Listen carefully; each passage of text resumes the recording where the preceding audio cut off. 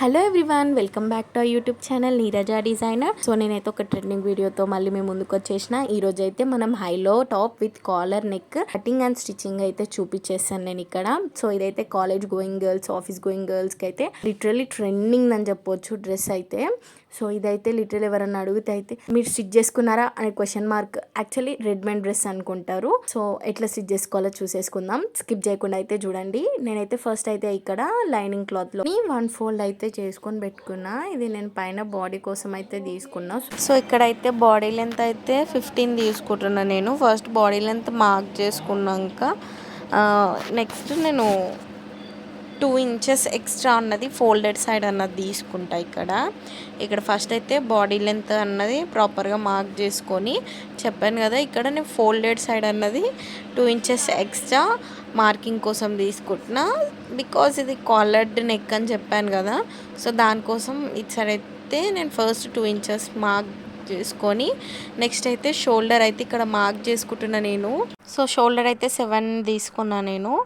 Next arm whole deep అయితే 7.5 తీసుకుంటున్నా.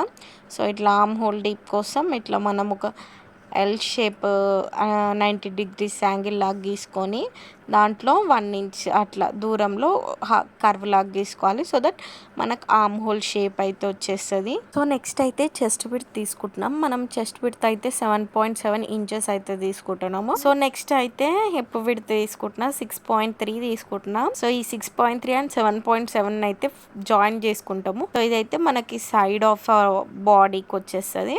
So body సైడ్కి ఇంకో 2 ఇంచెస్ ఎక్స్ట్రా స్టిచ్చింగ్ కోసము ఉండాలి. అది కూడా మార్క్ చేసేసుకుంటున్నా. నెక్స్ట్ అయితే నేను ఫ్రంట్ నెక్ మార్క్ చేసుకుంటున్నా. సో ఇక్కడ ఫ్రంట్ నెక్ కోసం అయితే నేను 2 ఇంచెస్ డీప్ అయితే మార్క్ చేసుకుంటున్నా. ఫ్రంట్ నెక్ విడ్త్ కూడా 2 ఇంచెస్ తీసుకుంటున్నా. సో వీటిని ఇప్పుడు జాయిన్ అయితే చేసేసుకుంటున్నా ఫ్రంట్ నెక్ది.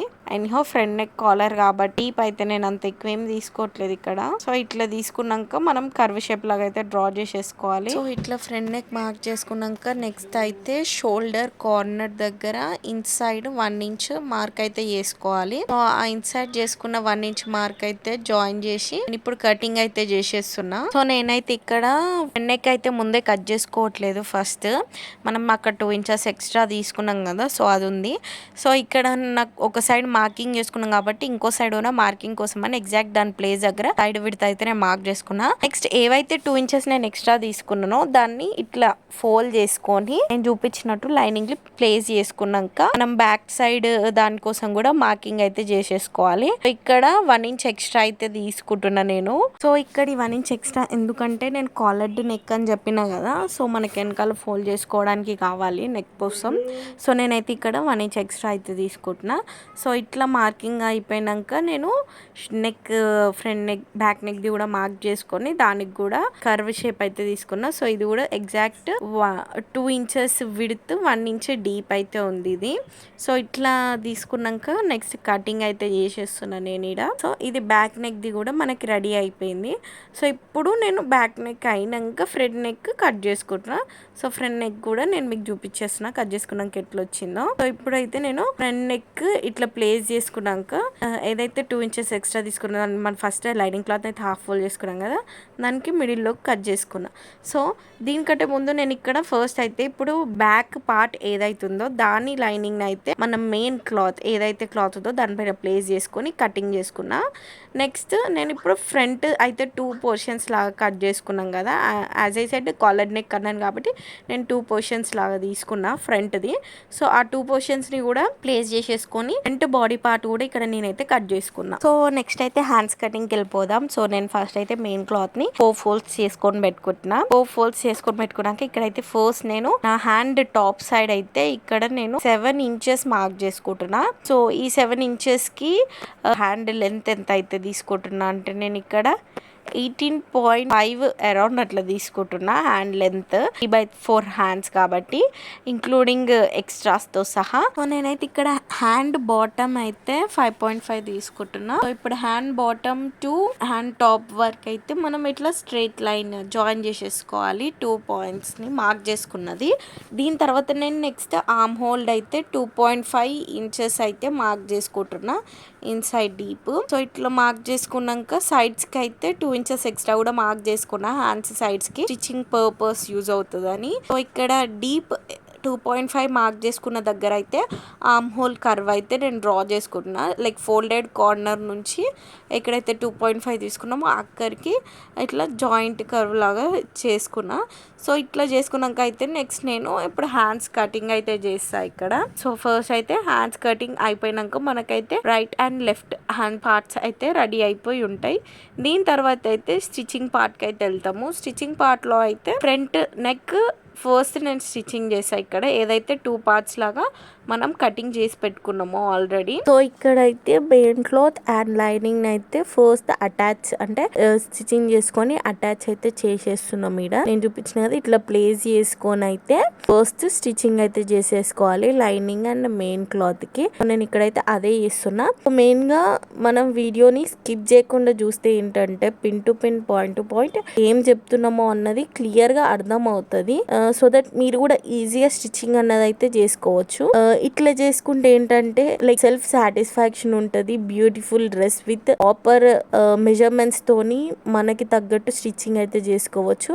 ఇట్లా అయితే నేను ఇక్కడ చెప్తూనే front and back both cloth అయితే అటాచ్ చేసేస్తున్నా. Lining cloth with body front 2 parts అయిపోయింది. నెక్స్ట్ బ్యాక్ సైడ్ ది కూడా ఇట్లా స్టిచ్చింగ్ అయితే చేసేసుకుంటున్నా. ఇట్లా స్టిచ్చింగ్ చేసుకున్నాక ఇంకేమైనా అన్వాంటెడ్ పోర్షన్ ఉంటే అది కట్ చేసేసుకోవచ్చు. నెక్స్ట్ అయితే నేను ఇక్కడ హ్యాండ్స్ ది కూడా బాటమ్ ఒక 2 ఫోల్డ్స్ చేసి అయితే హ్యాండ్స్ బాటమ్ కూడా ఇక్కడ స్టిచ్చింగ్ అయితే చేసుకున్నా. ఇప్పుడైతే మనం మసాల్ పార్ట్కి వెళ్ళిపోవాలి. ఫ్రంట్ నెక్ కి అయితే నేను ఇక్కడ క్యాన్వాస్ పేపర్ ఇట్లా ఒక 1 ఇంచ్ తోని ఇట్లా కటింగ్ చేసుకొని ఇట్లా నేను తీసుకున్న ఎక్స్ట్రా 2 ఇంచెస్ పైన ప్లేస్ చేసి ఫోల్డ్ చేసుకుంటున్నాయి. ఇట్లా 2 ఫోల్డ్స్ చేసుకొని ఇట్లా ప్లేస్ చేసుకొని ఇప్పుడు దీన్ని అయితే మనం స్టిచ్చింగ్ అయితే చేయాలి. సో ఇట్లా వచ్చేసారు ఫ్రంట్ పార్ట్. ఇక్కడ చూపిస్తున్నా కదా ఫోల్డ్ చేసుకొని చేయాలని. ఇట్లా నేనైతే ఇప్పుడు ఇట్లా 2 ఫోల్డ్స్ చేసుకొని ఏదైతే 2 ఇంచెస్ ఎక్స్ట్రా పోర్షన్ తీసుకున్నామో ఆ 2 ఫోల్డ్స్ చేసుకొని ఇక్కడ ఫస్ట్ అయితే దానిపై నుంచి కుట్టేసుకోవాలి. డబల్ కుట్టేసేసుకోవాలి. ముందు కుట్టేసేటప్పుడు ఫస్ట్ స్టార్టింగ్ అండ్ ఎండింగ్ పాయింట్స్లో అయితే రఫ్ ఫర్ షూర్ వేసుకోవాలి. సో దట్ మనకైతే ఉసిపోకుండా ఉంటుంది. సో ఒక సైడ్ కుట్టేసుకున్నాక అదే దాంట్లో ఇట్లా ప్రాపర్గా వచ్చేలాగా ఇంకో సైడ్ కూడా క్లాత్లు ఇవ్వకుండా కుట్టేసుకోవాలి. నేను ఈరోజు చూపించిన కదా ఇట్లా కుట్టయితే వేసుకున్నా.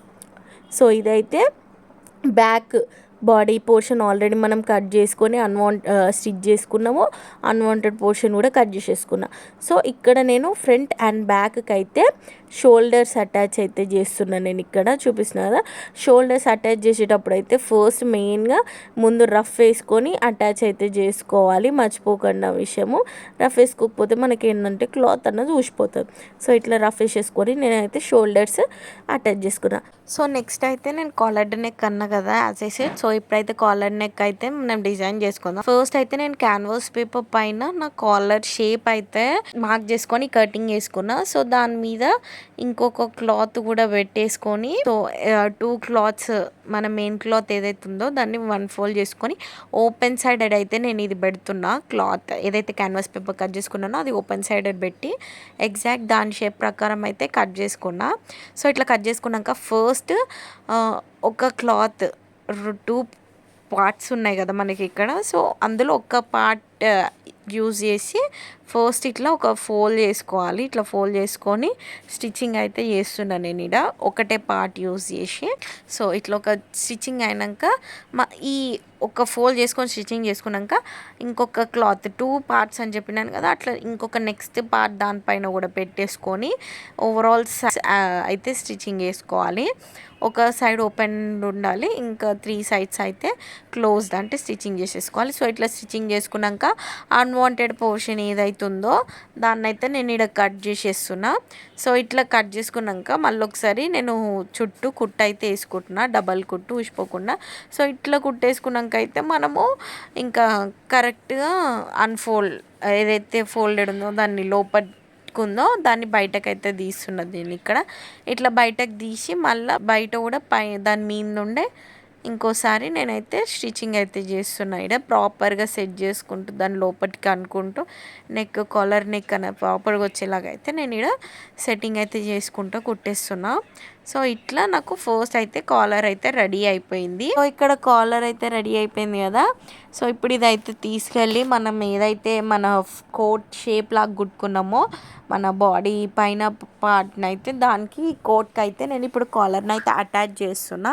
సో ప్రాపర్గా నేను ఆ నెక్ నన్ను ప్రాపర్గా పెట్టుకొని దాని మీద ఇప్పుడు దీన్ని నీట్గా సెట్ చేసుకుంటూ అయితే స్టిచ్చింగ్ అయితే చేస్తాను. నేను ఇక్కడ ఫస్ట్ రఫ్ వేసుకోవాలి. ముందు స్టార్టింగ్ అండ్ ఎండింగ్ పార్ట్ అయితే రఫ్ వేసుకోవాలి మనకు కుట్టించుకోకుండా. సో ఇట్లా కుట్టేటప్పుడు అయితే నేను ఇక్కడ మధ్యలో కట్స్ అన్నది పెట్టుకుంటున్నా. ఈ కట్స్ ఎందుకంటే నాకు కాలర్ అన్నది నెక్ కంటే కొంచెం షార్ట్గా వచ్చింది. సో ఇట్లా కట్స్ పెట్టుకుంటే ఏంటంటే కొంచెం సాగుతుంది. సో దట్ నెక్ మొత్తం వరకు పెట్టుకోవచ్చు. సో నేను ఇక్కడ ఒక్క సైడ్ అయితే ఓపెన్ ఉండాలని చెప్పిన కదా, ఆ ఓపెన్లో ఒక సైడ్కి అయితే నేను నెక్ని పెట్టి స్టిచ్చింగ్ చేసేసిన. ఇంకో సైడ్ కూడా ఇట్లా పెట్టేసుకొని, అంటే ఇప్పుడు మనం ఈ ఓపెన్ ఏదైతే ఉందో దాని లోపల మన నెక్ అన్నది ఇన్సర్ట్ చేసుకొని స్టిచ్చింగ్ అయితే చేయాలి. నేను ఇక్కడ అదే చేసిన. సో దీని తర్వాత హ్యాండ్స్ని అయితే నేను ఇక్కడ అటాచ్ చేసేస్తున్నా. 2 sides హ్యాండ్స్ అటాచింగ్ అయితే అయిపోతుంది. ఇక్కడ కాలర్ కుట్టేసుకున్న ఎప్పుడైనా డబల్ కుట్టేసుకోవాలి. డబల్ కుట్టేసుకుంటే మనకు కుట్టించుకోకుండా ఉంటుంది. ఇక్కడ హ్యాండ్స్ కూడా అట్లనే అటాచ్ చేస్తున్నా ఇమీడియట్గా. సో కాలర్ కుట్టడం అన్నది పెద్ద టాస్క్ ఏం కాదు, ఈజీగానే చేయొచ్చు. సో నెక్స్ట్ అయితే మనకి కింద పార్ట్ హైలో అన్నాం కదా. సో కింద పార్ట్ కోసం నేను ఇక్కడ క్లాత్ని అయితే ఇట్లా ఫోల్డ్ చేసుకొని పెట్టుకున్నా. సో ఈ క్లాత్ని ఎట్లా ఫోల్డ్ చేసుకోవాలని మీకు డౌట్ వస్తుంది కదా, నేను వీడియో అయితే అప్లోడ్ చేస్తాను ఈ క్లాత్ని ఏ విధంగా ఫోల్డ్ చేసుకోవాలన్నది. సో నెక్స్ట్ అయితే నేను నా హిప్ విడ్త్ అయితే ఇక్కడ 9.5 అయితే తీసుకుంటున్నా. అంటే 9.5 × 4. ఇక్కడ నేను 4 folds అయితే వేసుకున్నా క్లాత్ని. సో అది నా యాక్చువల్ లెంత్. నెక్స్ట్ నేను హైట్ అయితే ఇక్కడ 32 inches అయితే తీసుకుంటున్నా. తీసుకున్న 32 inchesని అయితే నేను ఇట్లా రౌండ్ కోన్ షేప్ లాగా అయితే ఫస్ట్ ఇది ఎగ్జాక్ట్ కోన్ షేప్ మోడల్లో నేనైతే కట్ చేసుకుంటున్నా.